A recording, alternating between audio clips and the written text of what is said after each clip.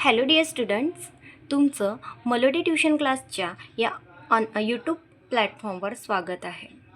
आज आपण बघणार आहोत क्लास 9चा पार्ट 2 मधील चॅप्टर 2 पॅरलल लाईन्स.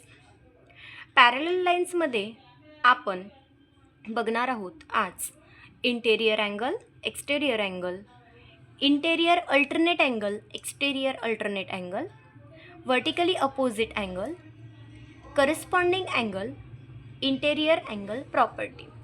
ओके, तर सर्वात आधी मी तुम्हाला सांगते, आपल्या या डायग्राममध्ये लाईन एल आणि लाईन एम ह्या दोन पॅरलल लाईन आहेत आणि त्याच्यावरून एक्स नावाचा ट्रान्सव्हर्सल जातोय. एक्स नावाचा ट्रान्सव्हर्सल गेल्या कारणाने तिथे आपण दिलेले काही अँगल्स फॉर्म होत आहेत.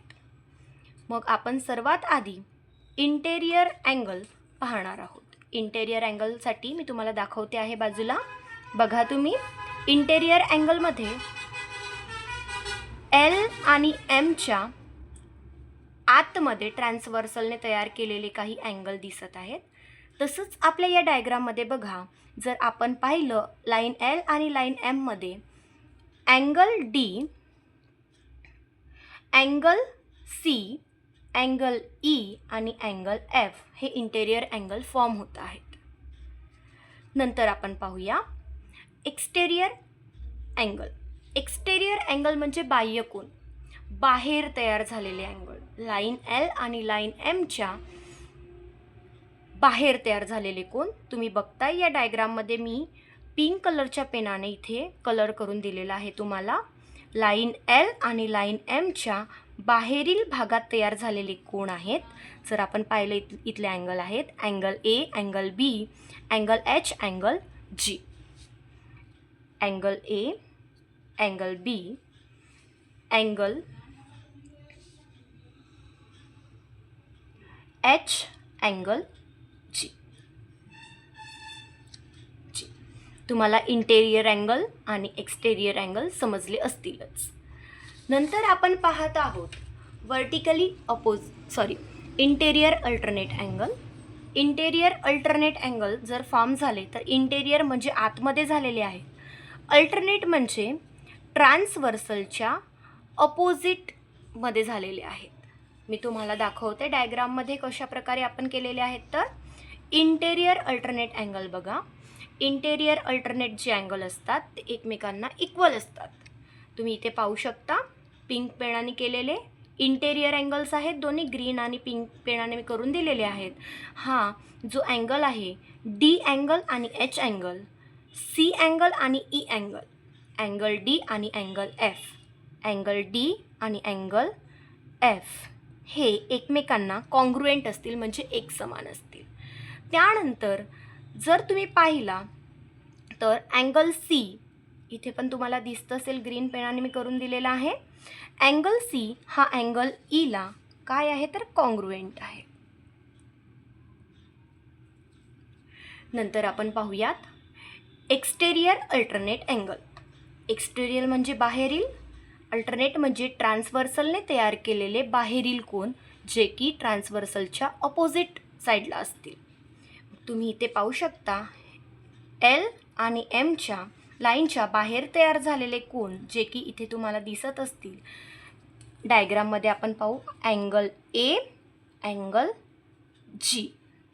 पाहू शकता तुम्ही, मी बरोबर लिहिलेलं आहे अँगल ए आणि अँगल जी. नंतर अँगल बी कॉन्ग्रुएंट्स असणार अँगल एचला.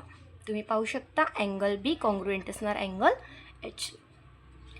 ठीक आहे मित्रांनो, यानंतर आपण वर्टिकली अपोजिट अँगल बघणार. वर्टिकली अपोजिट अँगल मी तुम्हाला डायग्रॅमॅटिकली दाखवते. बघू शकता तुम्ही इथे डायग्राममध्ये हे जे ग्रीन पेनाने मी करून दिलेलं आहे आणि हे पिंक पेनाने मी करून दिलेले आहे ते एकमेकांना अपोजिट असणारे अँगल आहेत. आणि वर्टिकली अपोजिट अँगल हे एकमेकांना काय असतात तर इक्वल असतात. पाहूया आपण अँगल ए वर्टिकली अपोजिट आहे अँगल Cला, आणि हे नेहमी कॉन्ग्रुएंट असतात म्हणजे एकसारखे असतात. अँगल बी आणि अँगल डी. त्यानंतर अँगल ईचं व्हर्टिकली अपोजिट आहे अँगल जी, आणि अँगल एफचं अपोजिट अँगल आहे अँगल एच.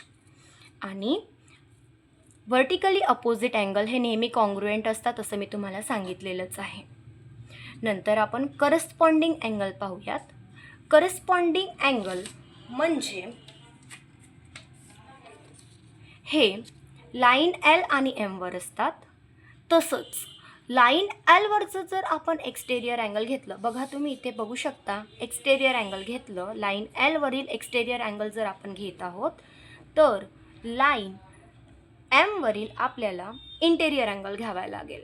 म्हणजे इथे जर पाहिलं एलवर अँगल ए आहे, हा कॉन्ग्रुएंट असणार लाईन एमवरील इंटेरियर अँगल लाईन अँगल ईला. ओके. आणि करस्पॉन्डिंग अँगल हे नेहमी ट्रान्सव्हर्सलच्या एकाच साईडला असतात. मग जर आपण असे दुसरे अँगल पाहिले तर अँगल जर डी पाहिला आपण, हा लाईन एलवर इंटेरियर अँगल आहे, तर लाईन एमवरचा आपल्याला घ्यायला लागेल आता एक्सटेरियर अँगल. त्यानंतर आपल्याला पुन्हा दिसत आहेत angle B congruents to angle F आणि angle C congruents to angle G. Corresponding अँगलसुद्धा एकमेकांना कॉन्ग्रुएंट असतात म्हणजे इक्वल असतात. इंटेरियर अँगल प्रॉपर्टी बघूयात आपण. या डायग्राममध्ये जर आपण इंटेरियर अँगल पाहिले तर angle D plus angle E, interior angle property ही आतमध्ये लागते पण ट्रान्सव्हर्सलच्या एकाच बाजूला. अँगल डी आणि अँगल ई यांची बेरीज केली तर ती 180 येते. आणि angle C plus angle F केला आपण तर ती सुद्धा 180 येते. होपफुली तुम्हाला पॅरलल लाईन्समधील ह्या अँगल्सच्या प्रॉपर्टी समजल्या असतील. Okay, thank you.